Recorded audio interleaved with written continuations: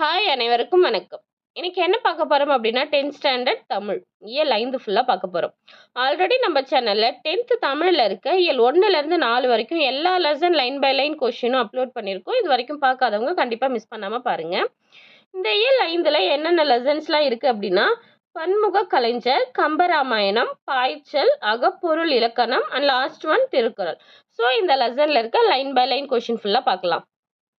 First lesson, பன்முக கலைஞர். Question number 1. கலைஞர் பழுமரக்கனி, பயன் கொள்ளும் பேச்சாளர், முத்தமிழிலும் வல்ல வித்தகர், செந்தமிழுக்கு ஒரு தீமை எனில் தம் உயிரும் தந்திட துணியும் தியாக திருவுருவம் என்று பாராட்டியவர் பேராசிரியர் அன்பழகனார். கலைஞர் பிறந்த ஊரான திருக்குவளை அமைந்துள்ள மாவட்டம் திருவாரூர். வாருங்கள் எல்லோரும் போருக்கு சென்றிடுவோம் என்ற பாடலை பாடி எந்த போராட்டத்தின் போது கலைஞர் ஊர்வலம் சென்றார்? இந்திய எதிர்ப்பு போராட்டம். பள்ளி பருவத்தில் மாணவர்களுக்கு பேச்சு பயிற்சியை அளிக்க சிறுவர் சீர்திருத்த சங்கம், தமிழ்நாடு தமிழ் மாணவர் மன்றம் ஆகிய அமைப்புகளை தொடங்கியவர் கலைஞர். கலைஞர் எழுதிய புதினத்தின் பெயர் புதையல். இளைய தலைமுறையை எழுவாய், செயபடு பொருள் பயனிலையில் விழுவாய், அறிவில் மூத்தோரை தொழுவாய் என்று பேசுபவர் கலைஞர். கலைஞர் எழுதிய முதல் நாடகம். கலைஞர் எழுதிய முதல் நாடகம் பழனியப்பன். பழனியப்பன் என்ற நாடகம் 1944 அரங்கேற்றப்பட்டது. தூக்குமேடை என்ற நாடகத்தில் கலைஞர் ஏற்று நடித்த வேடம் மாணவர் தலைவர். எந்த நாடகத்திற்கான பாராட்டு விழாவில் கலைஞர் என்ற பட்டம் வழங்கப்பட்டது? தூக்கு மேடை. அடுத்து பார்த்தீங்கன்னா கலைஞர் எழுதிய நாடகங்கள் காகிதப்பூ, மணிமகுடம், தூக்குமேடை மற்றும் வெள்ளிக்கிழமை கலைஞர் எழுதிய நாடகங்கள். எம்ஜிஆர் முதலாக நடித்த திரைப்படம் ராஜகுமாரி 1947. ராஜகுமாரி படத்தின் இயக்குனர் ஏ சாமி. கலைஞர் வசனகர்த்தாவாக பணியாற்றிய திரைப்படம் ராஜகுமாரி. எந்த திரைப்படத்திற்கு கலைஞர் திரைக்கதை மற்றும் வசனம் எழுதினார்? பராசக்தி. அண்ணாவின் எந்த கதைக்கு கலைஞரின் வசனங்களை பேசி நடித்தார் சிவாஜி கணேசன்? ரங்கோன் ராதா. ரங்கோன் ராதா திரைப்படத்தில் வந்த 11 பாடல்களில் எத்தனை பாடல்களை கவிஞர் எழுதினார்? மொத்தம் 4 பாடல்களை. கலைஞர் எழுதிய காகித ஓடம் கடல் அலை மேலே எனும் பாடல் இடம்பெற்ற திரைப்படம் மறக்க முடியுமா?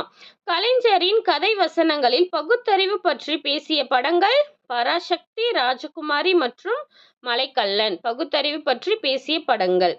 அடுத்து கலைஞரின் கதை வசனங்களில் சமூக கருத்துக்களை பேசிய படங்கள் மருதநாட்டு இளவரசி, பணம், நாம் மற்றும் திரும்பிப்பார். பெண்கள் முன்னேற்றம் பற்றி பேசிய திரைப்படங்கள் மணமகள், ராஜாராணி, இருவர் உள்ளம் மற்றும் பாசப்பறவைகள். அடுத்து அரசியல் பற்றி பேசிய படங்கள் புதுமை பித்தன், குறவஞ்சி, அரசியலங்குமரி மற்றும் வண்டிக்காரன் மகன். அரசியல் பற்றி பேசிய படம். அடுத்து இலக்கியம் பற்றி பேசிய படங்கள் எது அப்படின்னா அபிமன்யு, பூம்புகார் மற்றும் உளியின் ஓசை. அடுத்து கொஸ்டின் நம்பர் 24. சாட்சி உறங்கும் போது மனக்குரங்கு ஊர் சுற்ற கிளம்பி விடுகிறது என்ற கலைஞரின் வசனம் இடம்பெற்ற திரைப்படம் பூம்புகார். நாற்றம் எடுத்த சமுதாயத்தில் நறுமணம் கமிழ்விக்க இதோ சாக்ரட்டிஸ் அழைக்கிறேன், ஓடி வாருங்கள் என்ற வசனம் இடம்பெற்ற திரைப்படம் ராஜாராணி. கலைஞர் தொலைக்காட்சிக்காக எழுதிய தொடர் ராமானுஜர். தொலைக்காட்சிக்காக எழுதிய தொடர் எது அப்படின்னா ராமானுஜர். அடுத்து கொஸ்டின் நம்பர் 27.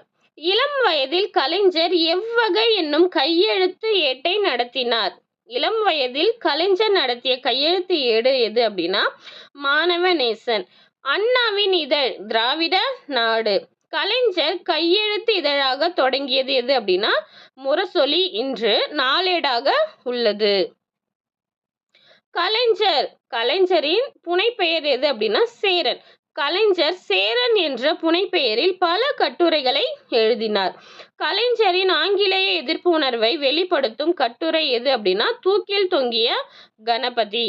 கலைஞர் எழுதிய சிறுகதைகள் எது அப்படின்னா சிறுகதைகள் நலாயினி, சித்தார்த்தன் சிலை, சந்தன கிண்ணம் மற்றும் அணில் குஞ்சு. இதெல்லாம் பார்த்தீங்கன்னா கலைஞருடைய சிறுகதைகள்.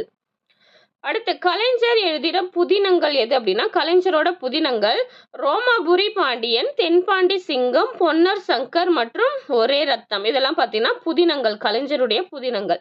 அடுத்து கலைஞரின் வாழ்க்கை வரலாற்றை பற்றி கூறும் நூல் எது அப்படின்னா நெஞ்சுக்கு நீதி. நெஞ்சுக்கு நீதி எத்தனை பாகங்களாக வெளிவந்தது? 6 பாகங்களாக. கலைஞர் உரை எழுதியுள்ள பழந்தமிழ் இலக்கியங்கள். கலைஞர் உரை எழுதிய பழந்தமிழ் இலக்கியம் எது எது அப்படின்னா சங்கத்தமிழ், குறளோவியம், தொல்காப்பிய பூங்கா. இதெல்லாம் பார்த்தீங்கன்னா கலைஞர் உரை எழுதிய பழந்தமிழ் இலக்கியங்கள். அடுத்து இலக்கண நூலுக்கு இலக்கிய சுவை தோன்றுமாறு கலைஞரால் எழுதப்பட்ட நூல் எது அப்படின்னா தொல்காப்பிய பூங்கா. கலைஞர் 142 தொல்காப்பிய நூல் பாடல்களை மட்டும் எடுத்துக்கொண்டு 100 தலைப்புகளில் 100 மலர்களாக உரையை எழுதினார். அடுத்து வல்லினம், மெல்லினம், எடையினம் ஒன்றுபட்டு தமிழ் ஒன்றே என ஒளி வீசும் பொழுது தமிழர்கள் பல கூறுகளாக பிளவுபட்டு கிடப்பது நியாயம்தானா என்று உவமையாக எழுதியவர் கலைஞர். கலைஞர் இயற்றியுள்ள கவிதைகள் எத்தனை தொகுதிகளாக வெளிவந்துள்ளன? மொத்தம் 9 தொகுதிகளாக. கொடுமைக்கு முடிவு கண்டாய், எமை கொடுமைக்கு ஆளாக்கி சென்றாய் என்று கலைஞர் யாருக்கு இரங்கற்பா எழுதினார்? அண்ணா.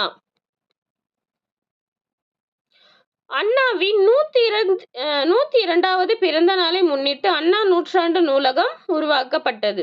அண்ணா நூற்றாண்டு நூலகம் திறந்து வைக்கப்பட்ட நாள் 2010 செப்டம்பர் 15. தமிழ் வளர்ச்சித்துறை என்ற புதிய துறையை உருவாக்கியவர் கலைஞர். தமிழ் வளர்ச்சித்துறை என்ற புதிய துறையை உருவாக்கியவர் கலைஞர். உலக தமிழ் செம்மொழி மாநாடு நடந்த ஆண்டு 2010. உலக தமிழ் செம்மொழி மாநாடு நடந்த இடம் கோவை. அடுத்து லெசன் நம்பர் 2 கம்பராமாயணம். கம்பன் இசைத்த கவியெல்லாம் நான். கம்பன் இசைத்த கவியெல்லாம் நான் என்று பெருமைப்படுபவர் பாரதியார். தாதுகு சோலை தோறும் சண்பக காடு தோறும் என்ற பாடலின் ஆசிரியர் கம்பர். கம்பராமாயணத்தில் ஆற்றுப்படலத்தில் சிறப்பிக்கப்படும் ஆறு சரையு ஆறு. ஓர் உயிர் பல உடல்களில் ஊடுருவி உலாவுவது போல் பல இடங்களில் பாயும் ஆறு சரையு ஆறு. எந்த நாட்டில் வறுமை இல்லை, கொடை இல்லை, பொய்மை இல்லை, அறியாமை இல்லை என்று கம்பர் கூறுகிறார்? கோசல நாடு. ஒப்பற்ற அழியாத அழகினை உடைய வடிவம் கொண்டவன் ராமன். கம்பர் ராமனது வரலாற்றை தமிழில் எந்த பெயரில் வழங்கினார்? ராமவதாரம். கம்பராமாயணத்தில் எத்தனை காண்டங்கள் உள்ளன? மொத்தம் 6 காண்டங்கள். ராமவதாரம் என்னவென்று அழைக்கப்படுகிறது? கம்ப ராமாயணம். கம்பரின் ஊர் எது? திருவழுந்தூர், சோழநாடு. கம்பராமாயணத்தின் பாடல்கள் எந்த நயம் மிக்கவை? சந்த நயம் மிக்கவை. கம்பராமாயணத்தின் பாடல்கள் சந்த நயம் மிக்கவை. கம்பர் எவ்வாறெல்லாம் சிறப்பிக்கப்படுகிறார்? கல்வியில் பெரியவர் கம்பர். கம்பன் வீட்டு கட்டுத்தறியும் கவிபாடும். மதுரை ஆதரித்த வள்ளல் யார்? திருவெண்ணைநல்லூர் சடையப்ப வள்ளல். விருத்தம் என்னும் வெண்பாவிற்கு உயர் கம்பன் யார்? கம்பர். வன்மை இல்லையோர் வறுமை இன்மை ஆற்றின்மை என்ற பாடல் வரி இடம்பெற்றுள்ள நூல் கம்பராமாயணம். கம்பர் இயற்றிய நூல்கள் சரஸ்வதி அந்தாதி, சடகோபர் அந்தாதி, திருக்கை வழக்கம், ஏறெழுபது மற்றும் சிலை எழுபது. இதெல்லாம் பார்த்தீங்கன்னா கம்பர் இயற்றிய நூல்கள். அடுத்து லெசன் நம்பர் 3 பாய்ச்சல். பாய்ச்சல் என்ற சிறுகதை எந்த நூலிலிருந்து எடுக்கப்பட்டது? தக்கையின் மீது 4 கண்கள். பாய்ச்சல் என்ற சிறுகதையின் ஆசிரியர் ச. கந்தசாமி. தன் கலையை பின்பற்ற தகுந்த வாரிசு உருவாகிற போது மகிழ்ச்சி கொள்பவன் யார்? கலைஞன். பாய்ச்சல் என்னும் சிறுகதையில் யாருடைய ஆட்டத்தை பார்த்து அழகு மகிழ்ச்சி அடைந்தான்? அனுமார் ஆட்டம். அனுமார் வேடமிட்டவர் யாருக்கு தன் நாட்டத்தை பழகிவிட்டார்? அழகு. சாயாவனம் என்ற நூலால் எழுத்துலகில் புகழ் பெற்றவர் ச. கந்தசாமி. ச. கந்தசாமி எங்கு பிறந்தார்? மயிலாடுதுறை, நாகப்பட்டினம் மாவட்டம்.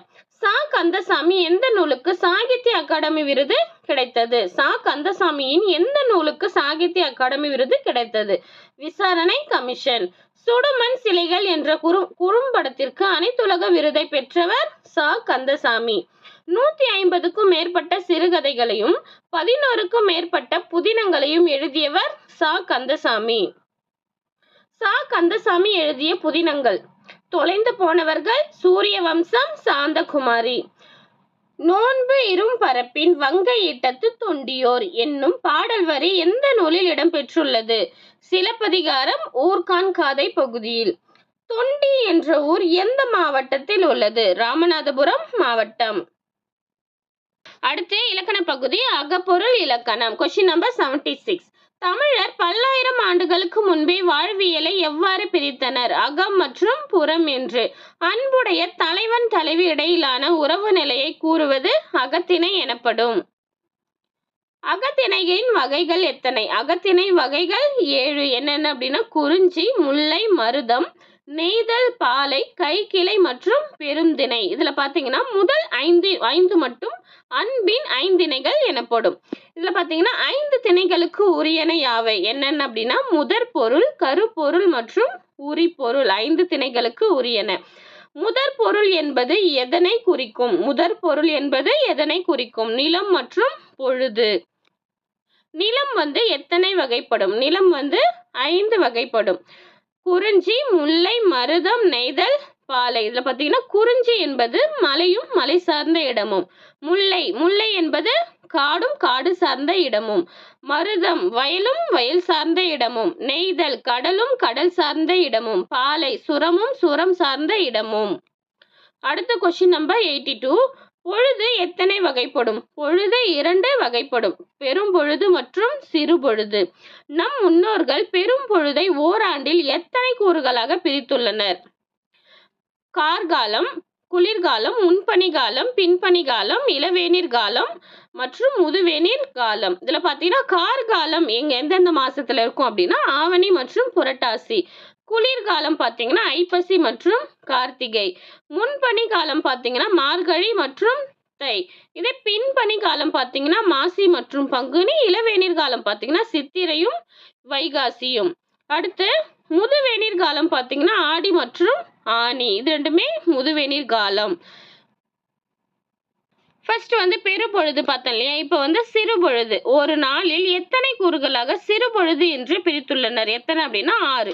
காலை, நண்பகல், ஏற்பாடு, மாலை, யாமம் மற்றும் வைகறை என 6 பொழுதுகளாக. இப்போ காலை என்பது எந்தெந்த நேரம் பார்த்தீங்கன்னா காலை 6 மணி முதல் 10 மணி வரை. நண்பகல் அப்படின்றது காலை 10 மணிலேருந்து 2 மணி வரை. ஏற்பாடு அப்படின்றது பிற்பகல் 2 மணிலேருந்து 6 மணி வரை. மாலை 6 மணி முதல் இரவு 10 மணி வரை. யாமம் இரவு 10 மணி முதல் இரவு 2 மணி வரை. வைகறை இரவு 2 மணி முதல் காலை 6 மணி வரை. இப்படி சொல்லிட்டு சிறு பொழுதுகளை 6 வகைகளாக பிரித்துள்ளனர். அடுத்து கொஸ்டின் நம்பர் 85. எல் கூட்டல் பாடு அப்படின்றது ஏற்பாடு. இல்ல பாத்தீங்கன்னா எல் அப்படின்றது எதை குறிக்கும் அப்படின்னா ஞாயிறு. பாடு அப்படின்றது எதை குறிக்கும் அப்படின்னா மறையும் நேரம். அடுத்து பாத்தீங்கன்னா கொஸ்டின் நம்பர் 86. 5 நிலத்திற்கும் பெரும் பொழுது மற்றும் சிறு பொழுதுகள் கேட்டிருக்காங்க. இதுல பாத்தீங்கன்னா திணையும் பொழுதும் இதுல இருக்க. பெரும் பொழுது சிறு பொழுது ரெண்டுமே கொடுத்துருக்கேன். இப்போ பாத்தீங்கன்னா ஃபர்ஸ்ட் குறிஞ்சி பாத்தீங்க அப்படின்னா அதோட பெரும் பொழுது என்ன அப்படின்னா குளிர்காலமும் முன்பனிகாலம். இது பெரும் பொழுது. இதே சிறு பொழுது என்ன அப்படின்னா யாமம். முல்லை நிலத்திற்குரிய பெரும் பொழுது எது அப்படின்னா கார்காலம். சிறு பொழுது மாலை. குறிஞ்சியோட பெரும் பொழுது குளிர்காலமும் முன்பனிகாலம். சிறு பொழுது யாமம். முல்லை நிலத்திற்குரிய பெரும் பொழுது கார்காலம். சிறு பொழுது மாலை. அடுத்து மருத நிலத்திற்குரிய பெரும்பொழுது 6 பெரும்பொழுதுகள். சிறு பொழுது வைகறை. நெய்தல் திணை 6 பெரும்பொழுதுகள். அப்புறம் சிறு பொழுது ஏற்பாடு. பாலை திணை இளவேனில் மற்றும் முதுவேனில் பின்பனிகாலம். சிறு பொழுது நண்பகல். ஸோ இந்த மாதிரி 5 நிலத்திற்கும் பெரும்பொழுது சிறு பொழுது என்று பிரித்து வச்சிருக்காங்க. அடுத்த கொஸ்டின் நம்பர் 87. கருப்பொருள் என்றால் என்ன? ஒரு நிலத்தின் தெய்வம், மக்கள், தொழில், விலங்கு இதெல்லாம் பார்த்தீங்கன்னா இவையெல்லாம் தான் கருப்பொருள் ஆகும். அடுத்து லாஸ்ட் கொஸ்டின் 5 திணைக்குரிய கருப்பொருள்கள். எப்பவுமே இந்த கருப்பொருள்கள் எக்ஸாம்ல அதிக டைம் கேட்டிருக்காங்க. கண்டிப்பா இதை நோட் பண்ணிக்கோங்க. 5 திணைகள்லாம் குறிஞ்சி, முல்லை, மருதம், நெய்தல், பாலை இருக்கு இல்லையா? அந்த எல்லா திணைக்குரிய கருப்பொருள்கள். பார்த்தீங்கன்னா, ஒரு திணைக்கும் ஒரு தெய்வம் கும்பிடுவாங்க. குறிஞ்சி பார்த்தீங்கன்னா முருகன், பாலை பார்த்தீங்கன்னா கொற்றவை, முல்லை பார்த்தீங்கன்னா திருமால், மருதம் பார்த்தீங்கன்னா இந்திரன், அப்புறம் நெய்தல் பார்த்தீங்கன்னா வருணன். ஸோ இந்த மாரி ஒரு திணைக்கும் ஒரு கருப்பொருள் இருக்கும். இதே பார்த்தீங்கன்னா, விலங்கு எந்த மாதிரியான விலங்கு, அவங்க எந்த மாதிரியான ஊர் இருப்பாங்க, அவங்க அணிஞ்சிக்கிற பூ வகைகள், அவங்களோட மரம், பறை இதெல்லாம் அதிக டைம் கொஸ்டின்ஸ்ல எக்ஸாம்ல கேட்டுருக்காங்க. ஸோ இத கண்டிப்பா நோட் பண்ணிக்கோங்க. இது ரொம்ப இம்பார்ட்டன்ட். ஓகே. இன்னைக்கு பார்த்த எக்ஸாம்ஸ் கொஸ்டின்ஸ் உங்களுக்கு ரொம்ப யூஸ்ஃபுல்லா இருக்கும்னு நெனைக்கிறேன். இந்த மாரி நெறைய கொஸ்டின் வேணும்னு நெனச்சீங்கன்னா, நம்ம சேனல சப்ஸ்கிரைப் பண்ணிக்கோங்க. அப்பதான் நம்ம போடுற வீடியோஸ் உங்களுக்கு உடனுக்குடனே கிடைக்கும். Thank you.